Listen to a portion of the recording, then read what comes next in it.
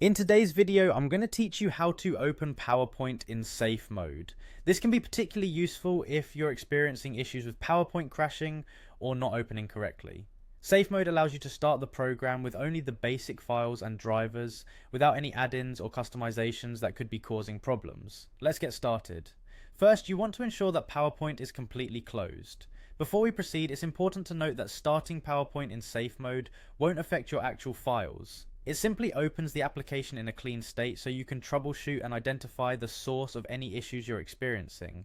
Now, the first step is to open PowerPoint on your computer, but don't worry about doing it in the usual way just yet. We're going to guide you through a different process. Next, you'll need to identify the location of your PowerPoint application. It's typically found in the Start menu, but depending on your version of Windows, you might have it pinned to your taskbar or desktop. Once you've located PowerPoint, don't click on it just yet.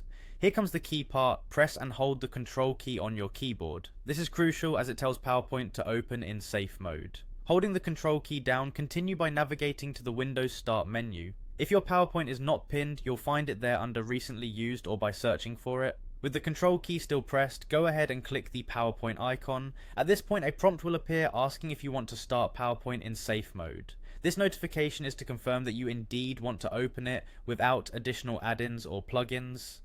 Click yes on this prompt. Now PowerPoint will launch in safe mode. You'll notice that it might look a bit different. This is completely normal. PowerPoint in safe mode loads without any non-essential features, so you can more effectively troubleshoot and identify what might be causing problems in a regular startup.